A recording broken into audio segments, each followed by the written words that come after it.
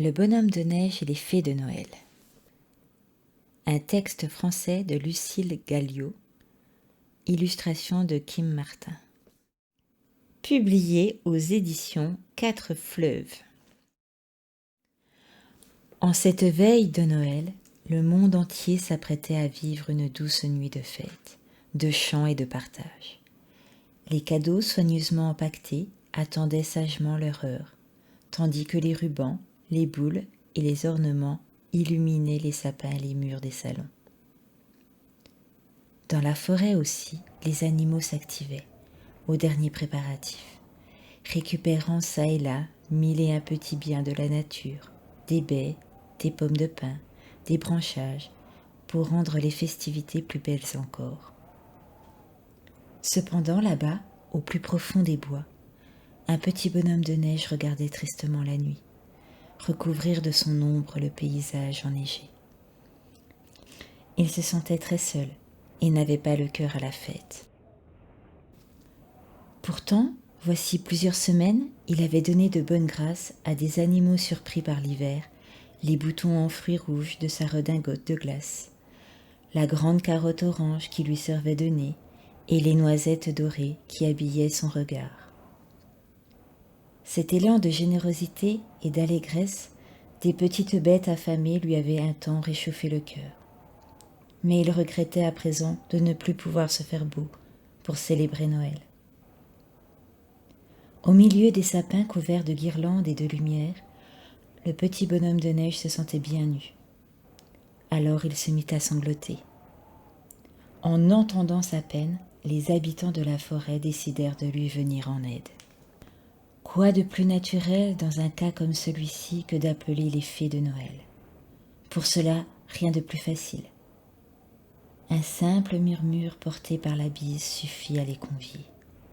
Quelques minutes plus tard, elles apparurent, gracieuses et silencieuses, dans la nuit violacée. « Pauvre bonhomme de neige, dirent-elles en chœur. Faites-nous confiance, la joie de Noël ne tardera pas à chasser son chagrin. » Et papillonnant autour de lui, elles le saupoudrèrent de poussière d'étoiles, tout en chantant d'envoûtantes incantations. Émerveillé, le bonhomme de neige se laissa porter par ces voix enchanteresses.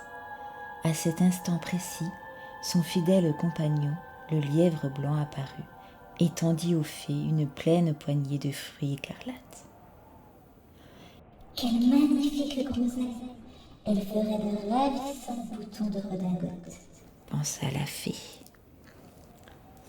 Tandis que la lune baignait la forêt de ses rayons d'argent et transformait les flocons de neige en cristaux étincelants, les fées de Noël distillaient leur magie, telle une caresse. Et pour la première fois depuis longtemps, le bonhomme de neige sentit une délicieuse chaleur emplir son cœur. « Est-ce pour moi ?» demanda-t-il, lorsque l'écureuil gris lui tendit une carotte fraîchement déterrée. Le petit animal lui sourit en guise d'acquiescement, et les fées éclatèrent d'un rire cristallin semblable au tintement de milliers de clochettes. Le bonhomme de neige pensa : « Ce nouveau-né sera bien plus beau que l'ancien. » La reine des fées lança alors vers le firmament une mélopée à 2 notes afin d'appeler l'ami la plus sage du bonhomme de neige. La chouette des neiges Arfan. Presque aussitôt, l'oiseau couleur de neige apparut au loin, puis d'un vol majestueux rejoignit la reine sans un bruit. « Grimpe sur mon dos !» ulula-t-elle. Et toutes deux s'éclipsèrent dans le ciel étoilé. Dans la lumière pâle de la lune, elles cueillirent plusieurs brins de houx, dont les feuilles luisantes ne poussent que sur les arbustes des plus hautes collines de la région. L'émotion du bonhomme de neige ne cessait de grandir. Sa redingote enneigée était à présent clairsemée de petits boutons rouges, et son visage arborait un splendide nez pointu. Quelles autres surprises lui réservait-on ? Transporté de joie, il leva les bras puis observa les fées et les animaux s'affairer autour de lui. Pour le décorer, la chouette et les demoiselles de Noël plantèrent des brins de houx, çà et là, sous le regard attentionné du lièvre blanc. Parti depuis peu, l'écureuil revint en quelques bonds, tenant dans chaque patte une noisette dorée, tirée de sa réserve personnelle.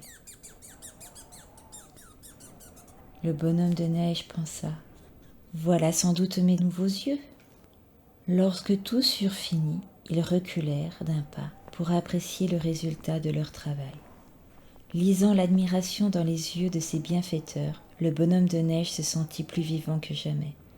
Grâce à ses boutons groseilles, son nez carotte et ses yeux noisettes, on ne pouvait trouver créature plus élégante dans la forêt.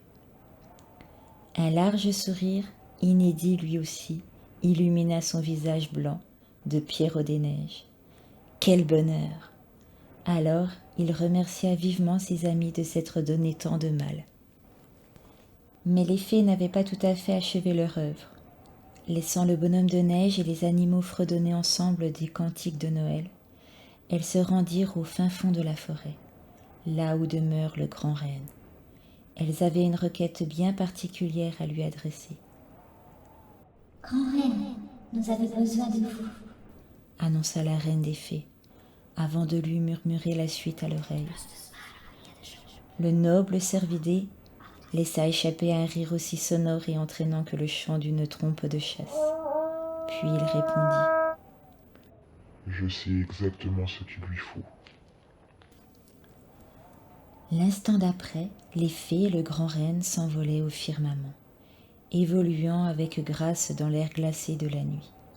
À la tête du groupe, la reine indiquait le chemin jusqu'à la clairière du bonhomme de neige, guidée par les vestiges de poussière d'étoiles laissés lors de leur précédent passage. Tandis qu'il fusait, le grand renne dit aux fées : « L'esprit de Noël naît au cœur de l'entraide. Le bonhomme de neige a su donner avec générosité, sans se soucier de lui-même. En retour, vous lui avez offert un nouvel aspect, et par là même consolé sa peine. » Mais un autre présent l'attend, car la nuit de Noël est celle de la surabondance. Aussitôt arrivés dans la clairière, les fées de Noël et le grand renne offrirent au bonhomme de neige son cadeau, un bonnet et une écharpe en laine. Puis les demoiselles mirent la touche finale à son costume, et les arbres voisins se penchèrent pour lui proposer les boules et les guirlandes qui ornaient leurs branches. Un tonnerre d'applaudissements s'ensuivit. Pris d'une vive émotion, ainsi paré de ces nouveaux présents, notre bonhomme de neige regarda tout autour de lui.